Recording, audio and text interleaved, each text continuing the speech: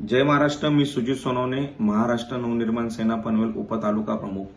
गेल्या अनेक दिवसापासून सातत्याने सन्माननीय राजसाहेब ठाकरे यांच्या माध्यमातून पनवेल तालुक्यामध्ये काम करतोय आणि हे करत असताना मी ज्या भागात राहतोय त्या भागातील असंख्य असे नागरिकांच्या प्रश्नाबाबत मी पनवेल तालुक्यातील प्रशासनाला पत्रव्यवहार करतोय आणि हे करत असताना पनवेल महानगरपालिकेच्या क्षेत्रातील बस स्टँड थांबा जे सध्याच्या घडीला पनवेल महानगरपालिके परिवहन खात्याने जे चालू केलेलं आहे त्या बाबतीमधील मी आज पत्रव्यवहार केला आहे.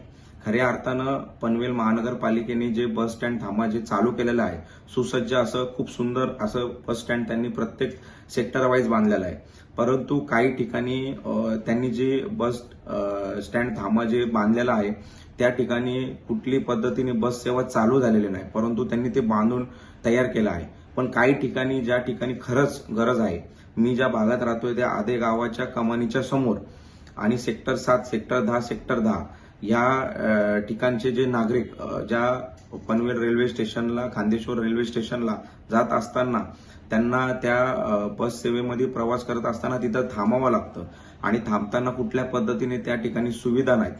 त्या ठिकाणी पावसाळ्यामध्ये खूप प्रमाणात पाऊस लागतो, उन्हाळ्यामध्ये खूप प्रमाणात ऊन लागतं, कुठल्याही पद्धतीने त्यांना त्या ठिकाणी आसरा नाही आणि पनवेल महानगरपालिकेचे त्या ठिकाणी आतापर्यंत लक्ष गेलं नाही. हा सर्वात मोठा प्रश्न आमच्यासारख्या नागरिकांना त्या ठिकाणी निर्माण झालेला आहे. ज्या ठिकाणी खरीच गरज आहे त्या स्टँडची त्या ठिकाणी त्यांनी स्टँड बनवला नाही. अनेक नागरिकांचा खूप त्यांना त्रास होतो, त्या ठिकाणी बसण्यासाठी सुविधा नसते, वेळेवरती तिथं बस येत नसतात, बसची वाट बघता बघता कंटाळून लोक कुठल्या तरी कोण्याला जाऊन बसतात, परंतु महानगरपालिकेच्या ते निदर्शनात येत नाही आणि तिथं रोजचा प्रवास करत असताना 100 ते 150 महिला पुरुष प्रवास करतोय. माझं महानगरपालिकेला मी आजच निवेदन दिलेलं आहे की आपण तिथं ज्या पद्धतीने इतर ठिकाणी आपण बस स्टॉप ओपन केलेले आहे त्याच पद्धतीने आपण त्या ठिकाणीही बस स्टॉप ओपन करावं.